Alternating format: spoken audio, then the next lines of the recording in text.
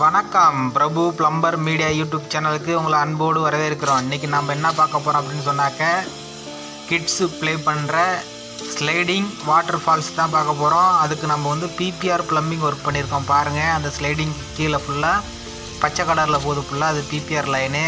PPR 32 mmலேருந்து 40 reduce பண்ணி 40லேருந்து 50 reduce பண்ணி 50லேருந்து 75 reduce பண்ணி டக்குக்கு கீழே கிட்டத்தட்ட 90 மீட்டருக்கு மேலே அங்கே போகுது. பம்பு செக்ஷனுக்கு போய் பம்பு லைனில் நம்ம கனெக்ட் பண்ணி அங்கேருந்து கொண்டு வந்திருக்கோம்.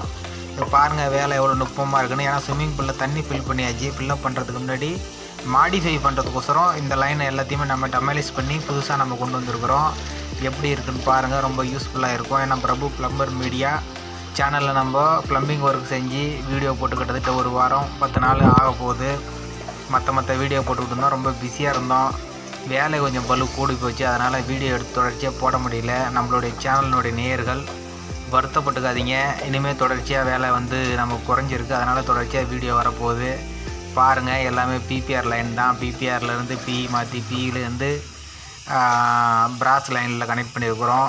அதெல்லாம் வந்து ஜிஐ பைப்பு வெல்டிங் பண்ணியிருக்கு. பெரிய அந்த பில்லர் மாதிரி இருக்கிறதுல வெல்டிங் பண்ணியிருக்கு.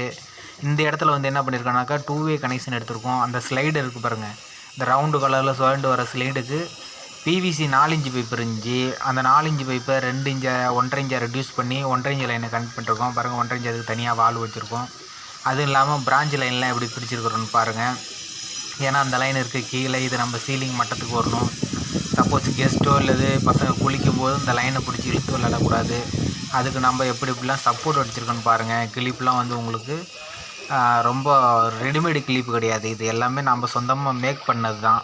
மேக்கிங் வீடியோ தனியாக இருக்குது. கிளிப் மேக்கிங் பண்ணது, இந்த பைப் லைன் ஜாயின் பண்ணுறது எல்லாமே. ஓவராலாக இதனுடைய அவுட்புட் எப்படி இருக்குன்னு பாருங்கள்.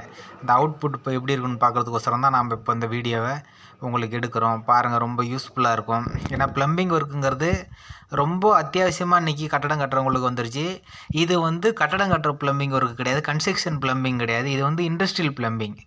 அதாவது ஜனரஞ்சகமாக இருக்கும். இண்டஸ்ட்ரியல் ஒர்க்குக்கு ரொம்ப யூஸ்ஃபுல்லாக இருக்கும். பாருங்கள், இப்போ இதிலே கூட நம்ம தண்ணி வந்து ஃபால்ஸ் எப்படி ஒர்க் ஆகுது அப்படிங்கிறத கூட நம்ம எடுத்து காட்ட போகிறோம். அடுத்தடுத்து பாருங்கள், வீடியோ ஃபுல்லாக பார்த்தீங்கன்னா உங்களுக்கு தெரியும்.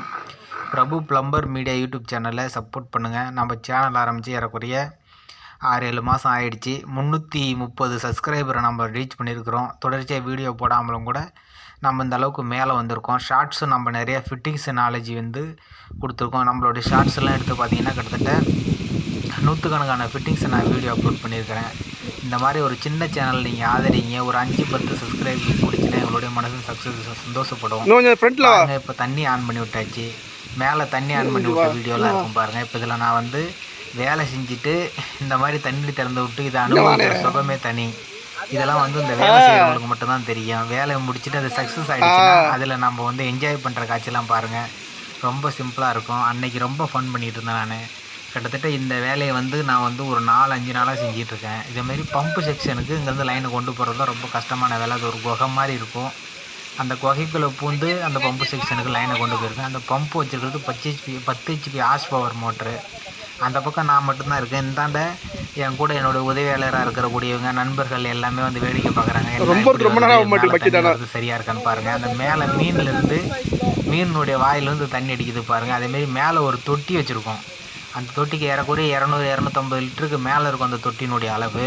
அந்த தொட்டியில் 2 டிராகன் மாதிரி இருக்குது பாருங்கள். அந்த டிராகன் வழியாக தண்ணி போய் அந்த தண்ணி அப்படியே சாயும் மேலே. அப்போ பசங்கள்லாம் ரொம்ப சந்தோஷப்படுவாங்க. அதெல்லாம் மேலே இருக்குது பாருங்கள். ரொம்ப யூஸ்ஃபுல்லாக இருக்கும். பாருங்கள் அடுத்தடுத்து எப்படி இருக்குன்னாக்கு. அதேமாரி இந்த ஸ்லைடிங்குள்ளே அந்த 4 இன்ச்சு பைப்பு கனெக்ட் பண்ணது வழியாக தான் அந்த கீழே அந்த ஸ்லைடிங்கினுடைய ஜாவில் வந்து தண்ணி வர்றது. அந்த விவி மாதிரி வருது பாருங்கள். அது ஸ்விம்மிங் பூலில் தண்ணி ஃபில்லப் பண்ணும்போது அதெல்லாம் மறைஞ்சிரும். சப்போஸ் குளித்து அதை வெளியே வரும்போது யாருக்கும் அடிப்படாத ஒன்றும் செய்யாது. ரொம்ப யூஸ்ஃபுல்லாக இருக்கும். எல்லாமே ஃபைபர் தான். அந்த பைப் இருக்கிறது எல்லாமே ஜிஐ பைப்பு. ரொம்ப சேஃபாக தான் வேலை செஞ்சுருக்கோம். யாருக்கும் எந்த ஒரு அடியும் படாது, டேமேஜ் வராது. ஏன்னா மேக்ஸிமம் தண்ணி இருக்கிறதுனால எந்த ஒரு டேமேஜ் வராத அளவுக்கு தான் வேலை பார்த்துருக்கோம். நம்ம வேலை செஞ்சுருக்கோம்னு சொன்னாக்கா அந்த வேலை 100% கேரண்டி பண்ணி செய்யணும். கூட ஒரு உதவி செய்கிறாங்க, எந்த ஒரு சிக்கல் இல்லாமல் பாதுகாப்பாக வேலை செய்யும்போது ஜாமான வச்சு வேலை செய்யணும். ரொம்ப யூஸ்ஃபுல்லாக பாருங்கள். மேலே தொட்டி சாங்கிருச்சு. மேலே கட்டலாம். இப்போ அந்த ஸ்லைடிங்குள்ளே நான் இப்போ வர போகிறேன். ஸ்லைடிங்குள்ளே நான் இப்போ ஃபஸ்ட்டு வர்றதுனால தான் இப்போ தண்ணி திறந்து விட்டு தண்ணியினுடைய ப்ரெஷர் கம்மியாக இருக்குது. ப்ரெஷர் எப்படி லெவல் பண்ணி வைக்கிறது அப்படின்ட்டு பார்க்கறதுக்கோசரம் உள்ளே பூந்து வரேன். சப்ஸ்கிரைப் பண்ணுங்க, லைக் பண்ணுங்க, ஷேர் பண்ணி விடுங்க. ஏன்னா இதெல்லாம் ரொம்ப அத்தியாவசியம். பிளம்பிங் வேலை அத்தியாவசியமாக தேவைப்படும் அப்படின்னு சொன்னேன். அது வந்து பிளம்பிங் வேலையை பாருங்க வந்துட்டேன்.